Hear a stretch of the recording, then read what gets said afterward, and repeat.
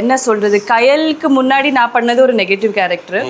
So அதுக்கும் இதுக்கும் நிறைய வித்தியாசம் இருக்குது. ஆல் ஆஃப் சடன் லைக் ஒரு சின்ன கேப் கூட இல்லாமல் அது முடித்த உடனே நான் கயலுக்கு வந்துட்டேன். ஸோ அக்செப்டன்ஸே ஒரு பெரிய விஷயம். ஜனங்கள் ஓகே நான் நெகட்டிவ் பண்ணாலும் அக்செப்ட் பண்ணாங்க, பாசிட்டிவ் பண்ணாலும் அக்செப்ட் பண்ணாங்க. ஸோ நம்ம எப்படி அது போர்ட்ரே பண்ணுறோம் அண்ட் ஒரு விஷயத்தை எப்படி அக்செப்ட் பண்ணுறோன்றது கற்றுக்கிட்டேன். அண்ட் பொறுமை ரொம்ப கற்றுக்கிட்டேன். Patience is the key for all the success.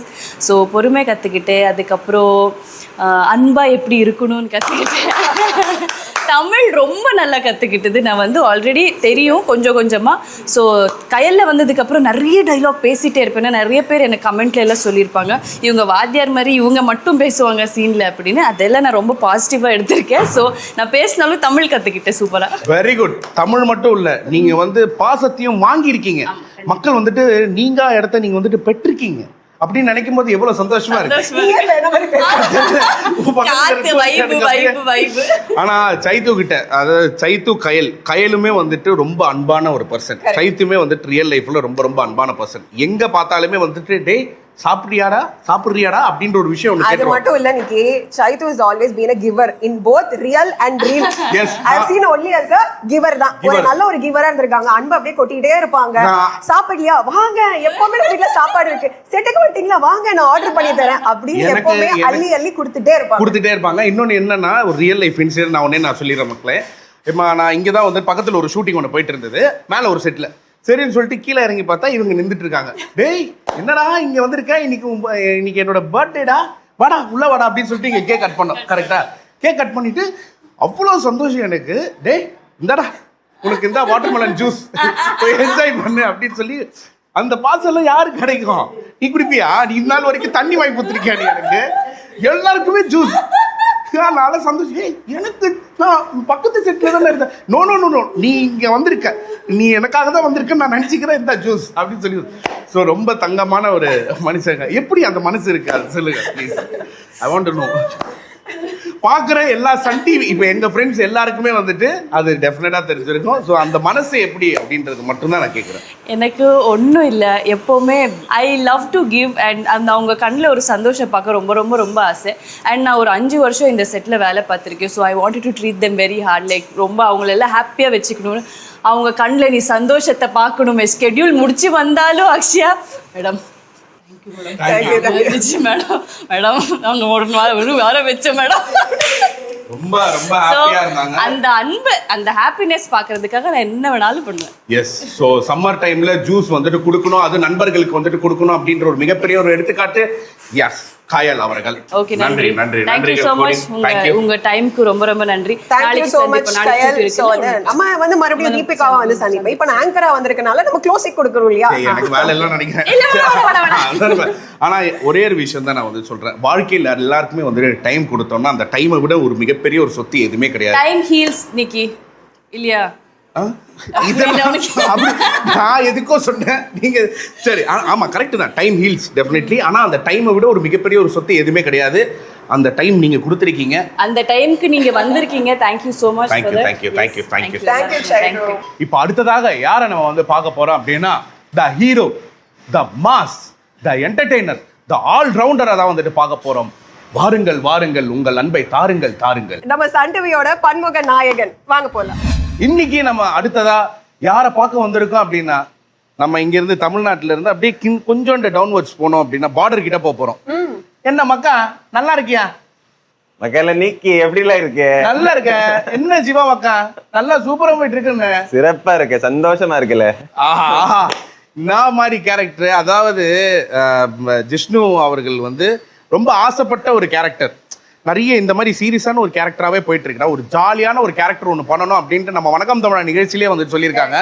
Manifest பண்ண ஒரு விஷயம் வந்து உங்களுக்கு கிடைச்சிருக்கா அப்படின்னு நினைக்கும் போது உண்மையா ரொம்ப ரொம்ப சந்தோஷம். கூடிய சீக்கிரம் நடந்திருக்கு யோசிக்கும் போது இன்னும் மகிழ்ச்சியா இருக்கு. ஆமா, அதாவது நிறைய கெட்டப்ஸ்ல வந்துட்டு பார்த்துருக்கோம். இது பயங்கரமான ஒரு கெட்டப்பா இருக்கு. எப்படி இருக்கு? சூப்பரா இருக்கு மச்சா. ஏன்னா இது ஃபர்ஸ்ட் இந்த கேரக்டரோட கால் வரும்போது என்னன்னா, எனக்கு இந்த மார்த்தாண்டன் ஸ்லாங் சொன்னேன்ல, இதுக்கு முன்னாடி நான் கல்யாணத்துக்கு முன்னாடி அந்த ரூம்மேட்ஸ் 2 பேரும் மார்த்தாண்டம் காரங்க இருந்தாங்க. சோ அங்க பேசுறதெல்லாம் வந்து ரியல் லைஃப்ல ரூம்மேட்ஸ் இங்க சென்னையில நாங்க சூளைமேட்ல வந்து மகேஷ் ஸ்ரீகண்டன் சொல்லி, ஸ்ரீகண்டன் போலீஸ்ல இருக்க, மகேஷ் வந்து மாடலிங்ல இருக்க. 2 பேரும் நார்மலா பேசுறது, நல்ல மலையாளம் பேசுவாங்க. ஆனா பார்டர்ல இருக்குல்ல, நல்ல மலையாளம் வரும், அதே மாதிரி நல்லா தமிழும் பேசுவாங்க. ஆனா அவங்க ஆளுங்க செட்டு சேரும்போது மட்டும்தான் இந்த ஸ்லாங் வெளியே வந்துடும், எங்க கிட்ட எல்லாம் பேசும்போது வராது. அதே மாதிரி ஃபன்னான ஒரு கேரக்டர், அதான் மேனிஃபெஸ்ட் பண்ண சொன்னல, இதுல வந்து ஒரு ஃபன்னான கேரக்டர் வேணும், கொஞ்சம் டிஃப்ரெண்டா இருக்கணும், எல்லாம் நினைச்ச மாதிரியே வந்த போது அது ஏதோ நடந்துச்சு மச்சான். சூப்பர். அதாவது ரொம்ப பாசமான ஒரு கேரக்டர், அந்த ஸ்லாங்கே அப்படிதான் இருக்கும். கன்னியாகுமரி சைட்ல இருந்து அந்த மார்த்தாண்டம் அந்த சைட்லாம் வந்துட்டு போய் பாத்தீங்கன்னு வச்சுக்கோங்களேன், ரொம்ப பாசமா வந்துட்டு பேசுவாங்க. அதே மாதிரிதான் இன்னொரு ஊர் வந்துட்டு கோயம்புத்தூர். இந்த 2 ஊர் தான் வந்துட்டு ஆஹா அப்படியே ரொம்ப வேர்த்து வந்தாலுமே ஏசி காத்துல இருந்தா எப்படி இருக்கும் அந்த மாதிரி. சூப்பர், ரொம்ப ரொம்ப சந்தோஷம். ஓகே, ஒரு நல்ல விஷயம் என்ன அப்படின்னா, எல்லா ஆர்டிஸ்டும் எக்ஸ்பெக்ட் பண்ற ஒரு விஷயம் நமக்கு வந்து கேப்பே இல்லாம ஏதோ ஒரு விஷயம் வந்து நம்ம பண்ணிட்டே இருக்கணும் அப்படின்னு நினைப்பாங்க. உங்களுக்கு அதே மாதிரி பாத்தீங்கன்னா கண்மணி ஆகட்டும், அதுக்கப்புறம் சுந்தரி ஆகட்டும், அப்புறம் செல்லமே ஆகட்டும், இப்போ வந்து கயலுக்கு வந்திருக்கீங்க, எப்படி ஃபீல் பண்றீங்க?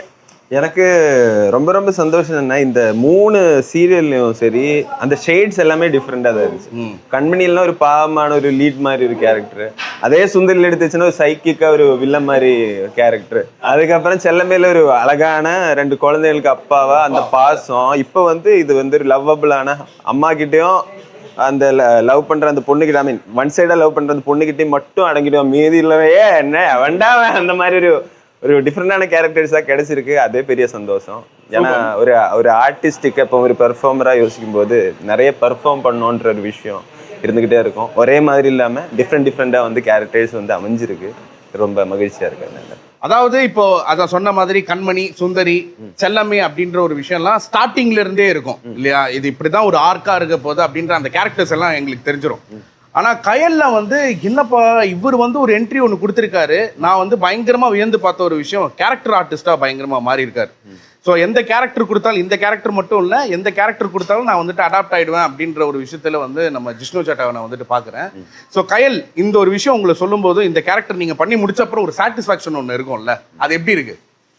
அதான் அது ஃபர்ஸ்ட் சீக்வன்ஸ் பார்த்தீங்கன்னா, ஒரு வீட்டுக்குள்ள வந்து நிறைய ரவுடி பசங்க வந்து பொண்ணுங்கிட்ட எல்லாம் கலாட்டி பண்ணியிருக்கும் போது அந்த இடத்துக்கு வந்து அங்கே வந்து பிளந்து கட்டி அவங்களெல்லாம் வந்து ஓட விட்டு ஒரு மாதிரி சிங்கம் மாதிரி காமிச்சு ஒரு பொண்ணு, அவங்களோட பொண்ணு உள்ள வந்து அப்படியே பலார்ந்து அடி வாங்கிடுவேன். அப்படியே அந்த ஆள் வந்து பார்த்து அப்படியே வந்து அடங்கிடுவா.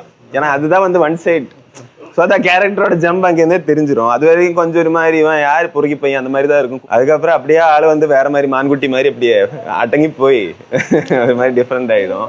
இதுல என்ன கேட்க வரீங்க? இல்ல அதுதான் அந்த கேரக்டர் பண்ணும்போது நம்மளுக்கு ஒரு சாட்டிஸ்ஃபேக்ஷன் ஒன்று இருந்திருக்கும்ல. மிரர்ல பார்க்கும்போது இந்த கேரக்டருக்கு தான்ப்பா இந்த மாதிரி ஒரு கேரக்டர் இருந்ததுன்னா நான் வேற லெவலில் பண்ணியிருப்பேன் அப்படின்ற ஒரு விஷயம் ஒன்று வந்திருக்கும்ல.